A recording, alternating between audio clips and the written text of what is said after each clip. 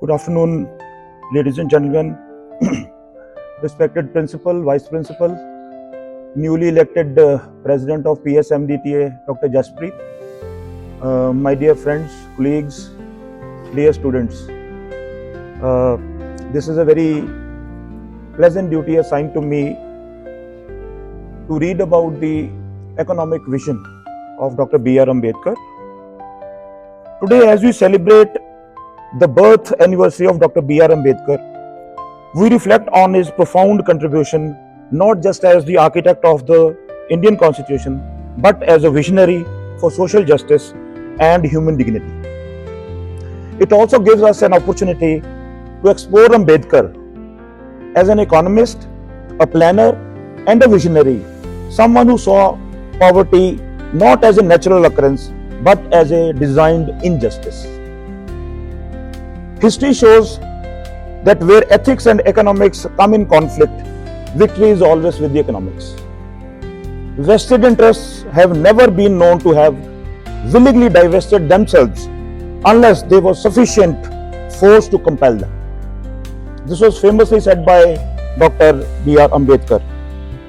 Today, as India stands at the crossroads of inequality and innovation, it is time we reclaim Ambedkar's economic vision, a vision that was radical, inclusive, and fiercely practical.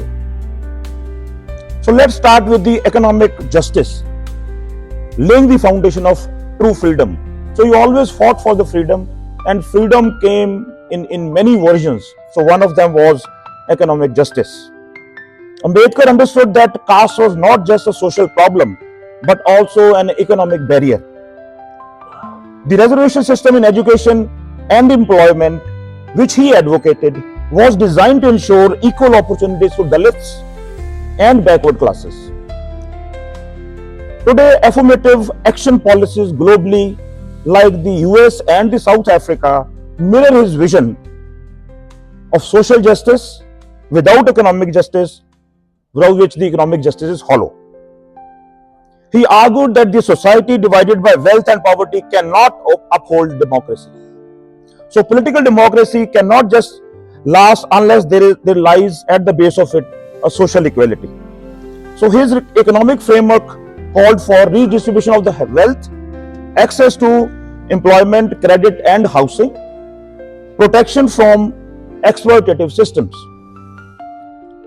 Sahir Ludhianvi once said, and it is so relevant today, जरा इस मुल्क के रहबरों को बुलाओ, ये कूचे ये गलियां ये मंजर दिखाओ, जिन्हें नाज है हिंद पर उनको लाओ, जिन्हें नाज है हिंद पर वो कहां है वो राहतें, कहां है वो जवानियां.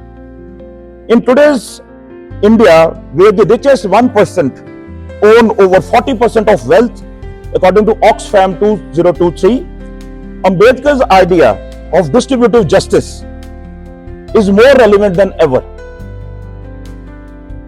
He envisions a society where freedom means the right to live with dignity, not just the right to vote. So today, the Dalits cannot be taken as a mere vote bank. We have to give them equal dignity. Live with dignity, earn with dignity. So what was his vision for the state-led industrialization, where socialism comes with responsibility? Dr. Ambedkar firmly believed that economic power should not be concentrated in a few hands. He advocated for a state-led industrialization to promote equitable development. In his book, Small Holdings in India and Their Remedies, which he published in 1918, he argued that India needed large-scale industrialization to uplift the depressed classes. At that time, the word used was depressed, not oppressed. So that term was in vogue at that time, which later was replaced with the word oppressed. So depressed classes. Today, the government initiatives like Make in India align with his vision of economic self-sufficiency. In his 1947 memorandum, States and the Minorities, Ambedkar proposed public ownership of basic industries like steel, energy and coal, insurance, agriculture and irrigation system, large-scale public works. He believed the state must be a regulator and provider, not a silent spectator to private profiteering. राजनीतिक स्वतंत्रता का कोई मूल्य नहीं है अगर इसे सामाजिक और आर्थिक स्वतंत्रता का आधार ना। So Dushyant Kumar, another famous poet, once said, सिर्फ हंगामा खड़ा करना मेरा मकसद नहीं, सिर्फ हंगामा खड़ा करना मेरा मकसद नहीं, मेरी कोशिश है कि ये सूरत बदलनी चाहिए. These principles were adopted in India's early 5-year plans, shaping the PSU, which was public sector undertakings that built modern India, like BHEL or Bharat Heavy Electricals Limited, Steel Authority of India, and National Thermal Power Corporation (NTPC). Today, as we rush towards disinvestment, we must ask ourselves: is the common citizen still a stakeholder in national wealth? I think the plain answer is no. So, what were his land reforms which he envisioned for justice for India's silent majority of Indians, which was in the form of Dalits? He was one of the earliest proponents of land nationalization. In his paper, States and the Minorities, which he published in 1947, the year of our independence, he proposed a collective farming and cooperative agriculture. Though his ideas were not fully implemented, land reform policies in states like Kerala and West Bengal owe much to his influence. Ambedkar viewed land as the basis of both caste and class oppression. He advocated abolition of zamindari, no zamindars, redistribution of agricultural land, equitable distribution amongst all, because majority of population in India was small landholders who did not own anything and they were marginalized. And then promotion of cooperative farming, because farming had become a tool for the rich. So rich farmers were running the entire show, and they were distributing peas to the marginalized small land farmers. So he advocated cooperative farming. So Dushyant Kumar, another famous poet, once said, सिर्फ हंगामा खड़ा करना मेरा मकसद नहीं, सिर्फ हंगामा खड़ा करना मेरा मकसद नहीं, मेरी कोशिश है कि ये सूरत बदलनी चाहिए. These principles were adopted in India's early 5-year plans, shaping the PSU, which was public sector undertakings that built modern India, like BHEL or Bharat Heavy Electricals Limited, Steel Authority of India, and National Thermal Power Corporation (NTPC). Today, as we rush towards disinvestment, we must ask ourselves: is the common citizen still a stakeholder in national wealth? I think the plain answer is no. So, what were his land reforms which he envisioned for justice for India's silent majority of Indians, which was in the form of Dalits? He was one of the earliest proponents of land nationalization. In his paper, States and the Minorities, which he published in 1947, the year of our independence, he proposed a collective farming and cooperative agriculture. Though his ideas were not fully implemented, land reform policies in states like Kerala and West Bengal owe much to his influence. Ambedkar viewed land as the basis of both caste and class oppression. He advocated abolition of zamindari, no zamindars, redistribution of agricultural land, equitable distribution amongst all, because majority of population in India was small landholders who did not own anything and they were marginalized. And then promotion of cooperative farming, because farming had become a tool for the rich. So rich farmers were running the entire show, and they were distributing peas to the marginalized small land farmers. So he advocated cooperative farming. Many of us are enjoying every now and then. The working man is the backbone of the nation. His dignity is dignity of India. So that is where the emphasis was, that every person deserves a dignified life, irrespective of the caste he was born in. His birth is not his fault, but the way the society treats him is. So Majru Sultanpuri again summarizes it in a very nice way. मैं अकेला ही चला था जानिबे मंजिल, मगर लोग साथ आते गए और कारवां बढ़ता गया। ये कुछ इन लोगों के लिए ये लाइनें, ये पंक्तियां बोली जाती हैं जो एक रेवोल्यूशनरी की तरह सोसाइटी में आते हैं और सोसाइटी को एक लीड दे के एक तरफ उनको एक सोशल जस्टिस की तरफ लेके जाते हैं। So these laws empowered workers during an industrial boom. Today, as gig economy workers battle for their basic rights, Ambedkar's principles inspire newer labor movements, asking not just for employment but for dignified employment. So coming on to the monetary policy and the currency reforms, long before India adopted a planned economy, Ambedkar's doctoral thesis at Columbia University, The Problem of the Rupee, another landmark in his life, which was in 1923 when he was very young, 23 and 9, just 32 years of his age.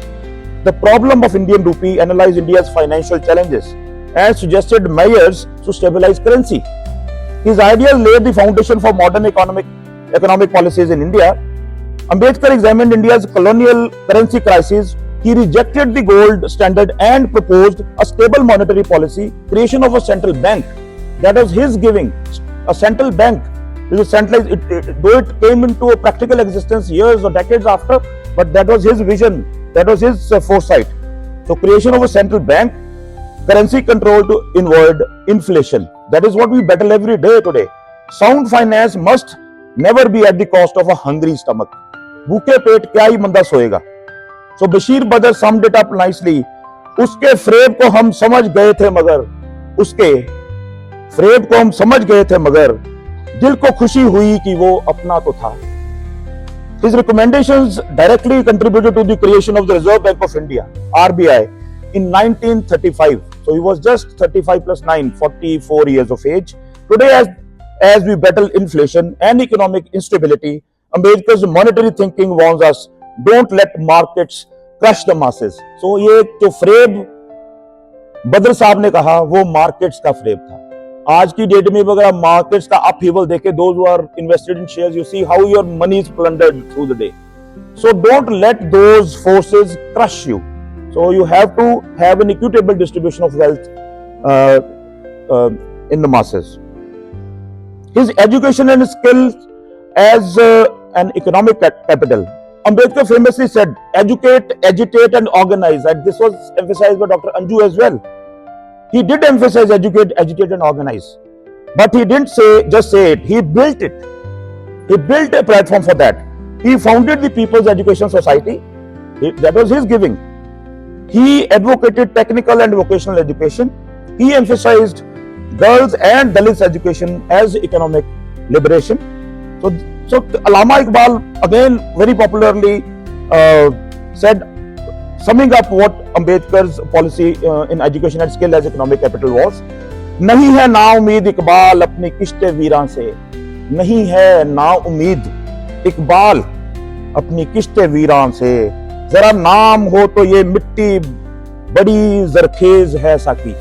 ये जो नम मिट्टी है ना, नम मिट्टी, ये नाम नम मिट्टी, ये बड़ी जरखेज है, means it becomes very productive. सूखी मिट्टी को आप थोड़ा सा पानी डाल दो तो उसमें आप एक फुलवाड़ी पैदा कर सकते हैं. His legacy and relevance in 21st century India was, with rising inequality, jobless growth and rural distress, Ambedkar's policies are not relics, they are remedies. एक बीमार सोसाइटी को एक ट्रीटमेंट चाहिए, preachings नहीं चाहिए. These are remedies. His preachings were remedies. So what did Javed Akhtar say? कभी तो आसमान से चांद उतरे जमीन पर, कभी तो आसमान से चांद उतरे जमीन पर, कभी तो हम भी देखें कि जिंदगी क्या है. सो ये जो शायर छोटी छोटी अपने एक्सप्रेशंस देते हैं अपनी नज़मों में, वो ये कहना चाहते हैं कि दुनिया में कुछ ऐसे लोग भी हैं जिनको सोसाइटी को सिर उठा के चलने का मौका मिलना चाहिए, और वो मौका एक वही बंदा या वही सरकार या वही एक नेशन प्रोवाइड कर सकता है जिनके आगे विजन है. India aims to become a 5 trillion economy, but Ambedkar would ask, who owns that economy? भाई वो किसकी मलकियत है? $5 trillion की economy is a huge figure. और किसकी? Who benefits from that GDP? is that GDP being spread over to the entire population, or is it going into the hands of only a few? So, summing up, let me conclude here. Dr. Ambedkar didn't just want just the vote for the poor. He wanted value for the labor, voice in their future, and victory over exploitation. His vision of India was just not about equality of status, but about equality of substance. अगर हम एक आधुनिक प्रगतिशील समाज चाहते हैं, तो हमें इस भेदभाव को समाप्त करना ही होगा। और उस वक्त के दलितों का गुस्सा जो कि एक सोसाइटी के ऊपर एक जो कटाक्ष उस सोसाइटी के ऊपर था, वो राहत इंदौरी जी का एक नज्म है जो मैं कुछ लाइनों को आज आप लोगों के सामने रखना चाहता हूं। तो राहत इंदौरी जी बड़े अच्छे पोएट रहे हैं। उनकी कुछ इस पोएम को और इस नज्म को उन्होंने कई लोगों ने उसको नेगेटिव इंटरप्रिटेशन भी करा है, पर अगर आप नज्म सुने तो नज्म तो क्या ही बात है उसकी। So here it goes. अगर खिलाफ है होने दो, जान थोड़ी है। अगर खिलाफ है होने दो, जान थोड़ी है। ये सब धुआं है, कोई आसमान थोड़ी है। लगेगी आग तो आएंगे घर कई जद में। लगेगी आग तो आएंगे कई घर जद में। यहां पे सिर्फ मेरा मकान थोड़ी है। मैं जानता हूं कि दुश्मन भी कम नहीं, लेकिन हमारी तना हथेली पे जान थोड़ी है। हमारे मुंह से जो निकले वही सदाकत है। हमारे मुंह से जो निकले वही सदाकत है। हमारे मुंह में तुम्हारी जुबान थोड़ी है। जो आज साहिबे मनसब हैं, वो कल नहीं होंगे। जो आज साहिबे मनसब हैं, वो कल नहीं होंगे। किराएदार हैं, जाती मकान थोड़ी है। सभी का खून शामिल है यहाँ की मिट्टी में। किसी के बाप का हिंदुस्तान थोड़ी है। Thank you very much. जय भीम एंड जय Hind.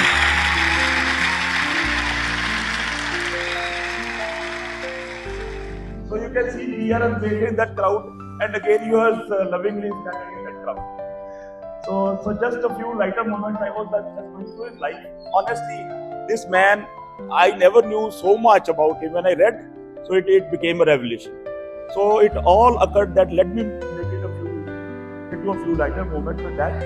So second from the first, second one from the first line is me.